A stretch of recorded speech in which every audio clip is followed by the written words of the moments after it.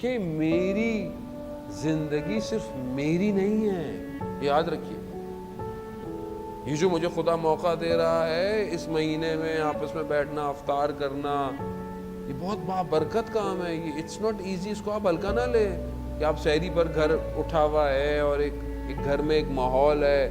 یعنی یہ خدا کی طرف سے رحمتیں، برکتیں ہیں کہ شاید آپ عام دنوں میں جمع ہو کے کھانا ہی نہیں کھاتے ہوں، مگر آپ اس ٹائم پر دعا پڑھ رہے ہیں، دعا چل رہی ہے، نماز پڑھ رہا ہے، کوئی قرآن پڑھ رہا ہے، کوئی بزرگ گھر میں بیٹھا ہوا تسبیح پڑھ رہا ہے. یعنی یہ ایک الگ ڈوم ہے، ایک الگ سی روشنی ہے، ایک الگ سی رحمت ہے جو اس مہینے کے اندر ہمیں انٹر کر رہی ہے. اگر میں خود نہیں سمجھ پا رہا کہ میں کہاں آیا ہوں، مجھے سمجھ نہیں آتا. میں آپ کو ایک ایگزامپل کے ساتھ آج کی اس بات کو اپنے اختتام کی طرف لے کے جاؤں گا. یہ میں پہلے بھی شاید جو لوگ مجھے سنتے رہتے ہیں انہوں نے سنی بھی ہوگی.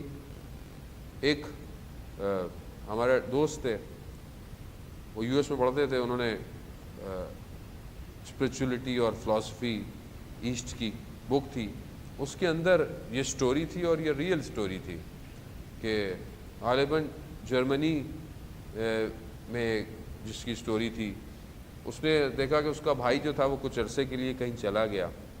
جب وہ واپس آیا تو دیکھا اس کا بھائی بڑا، اس کے آگے پیچھے لوگ، اور وہ بڑا اسپرچول، اور لوگ اس کو استاد اور یعنی مرشد اور ٹیچر. تو وہ اس کو بڑا ہوا کہ یہ سب تمہارے پاس کیسے آیا، تم نے کہاں سے لیا یہ؟ تو اس نے کہا کہ میں فلانی جگہ گیا تھا، وہاں مجھے ٹیچر ملا، شیخ ملا، اس نے مجھے ایسا کر دیا. تو اس نے اس کو کہا کہ تم بھی ایسا ہونا چاہتے ہو؟ کہتے نہیں، میں تمہارے جیسا نہیں ہونا چاہتا، میں تمہارے شیخ جیسا ہونا چاہتا ہوں.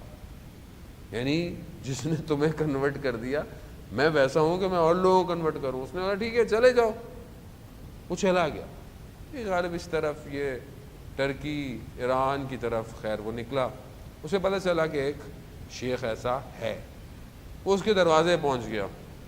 اس نے دروازے میں نوک کیا، باہر آیا. اس کا جو خادم تھا کہا مجھے شیخ سے ملنا ہے.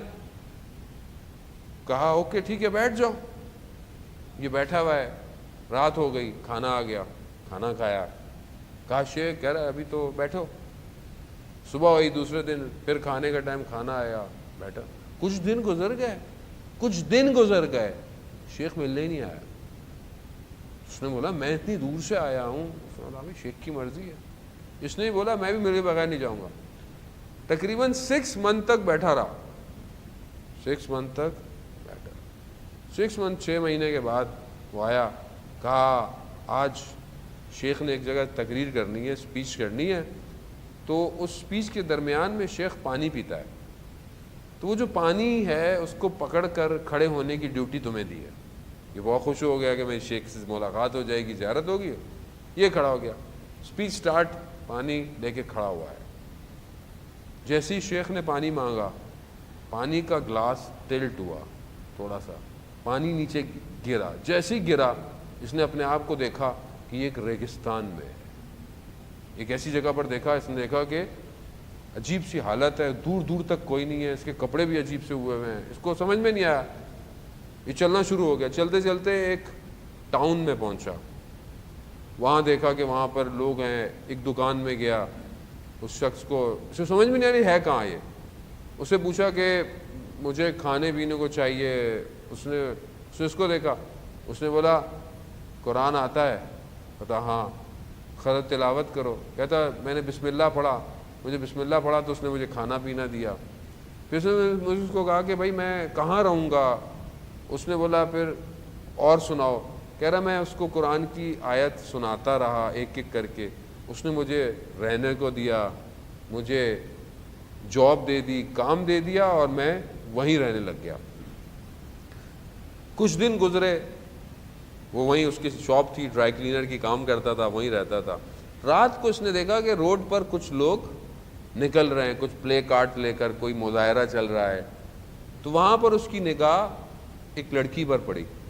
اب جب اس پر پڑی تو جیسے جو ہے وہ اتنی ایسی خاتون کوئی دیکھی نہیں تھی.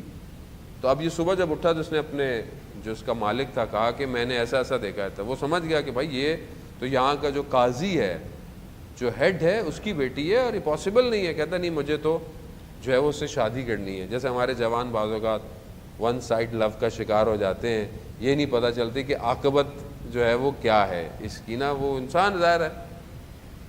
خیر اس نے بڑی کوشش کی, اس نے بولا میں کچھ نہیں کر سکتا. یہ ان کے دروازے پہ جا کے بیٹھ گیا.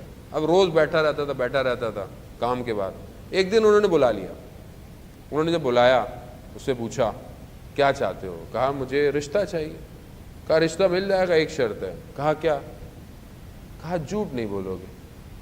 کہا یہ تو کوئی بات ہی نہیں ہے, جو ہم سے بھی کوئی بولے جھوٹ نہیں بولا, ہم کیا بولتے ہیں جھوٹ کوئی مسئلہ ہی نہیں ہے, ہم کہاں جھوٹ بولتے ہیں. جھوٹ ہماری زندگی میں کہاں ہے. یہی غلطی ہم سے ہوتی ہے جب ہم کسی چیز کو ہلکا لائٹ لیتے ہیں. اس نے بولا ہاں یہ تو مسئلہ ہی نہیں ہے. بولا ٹھیک ہے, شادی کر دی, زندگی گزرنا شروع ہو گئی. ایک دن تھک کے کام سے واپس آیا, ابھی بیٹھا ہی تھا, کسی نے نوک کیا. اس نے اپنی وائف کو بولا کہ کہہ دو میں گھر پہ نہیں ہوں. جیسے ہی یہ کہا, اس سے پہلے کہ یہ اس کو بولتی, اپنا بیگ پیک کرنے لگ گئی. بولا کیا کر رہی ہو؟ کہا ہمارا معاہدہ ہوا تھا جھوٹ نہیں بولنا, آپ جھوٹ بول رہے ہیں, میں جا رہی ہوں. چلی گئی. یہ بھاگتا ہوا پیچھے گیا, میں آئندہ نہیں کروں گا, یہ نہیں کروں گا, وہ نہیں کروں گا. میں تھکا ہوا تھا. جو بھی تھا جھوٹ جھوٹ ہے. جب اتنا ہوا اس نے کہا ایک چانس اور دے دیں. ایک چانس اور مل گیا. پھر یہ ایک دن اپنی فیملی کے ساتھ پکنک پہ گیا. درخت کے نیچے بیٹھا تھا, ایک سیب گرا. سیب گرا, اس نے اٹھا کے کھانا شروع کر دیا. اس کی وائف نے کہا کہ یہ کیا آپ کا مال تھا, یہ آپ کی پراپرٹی تھی؟ کہا نہیں. کہا جس کی تھی اس سے پوچھ کے کھائی, جس کا باغ تھا؟ کہا نہیں. کہہ رہا پھر آپ نے کیسے کیا یہ کام؟ اور یہ کہہ کر چلی گئی. اب یہ بھاگتا رہا. قاضی نے کہا کہ اب اس سے زیادہ موقع نہیں, اس کو پکڑو اور اس کو پہاڑ سے نیچے پھینک دو. جیسے اس کو پکڑ کر پہاڑ سے نیچے پھینکا تو اس نے دیکھا کہ یہ وہیں کھڑا ہوا تھا جہاں پانی گرا تھا. ٹائم زون واپس لے آیا. زندگی یہی ہے, آؤٹ ان. رمضان ایک سپیس کھول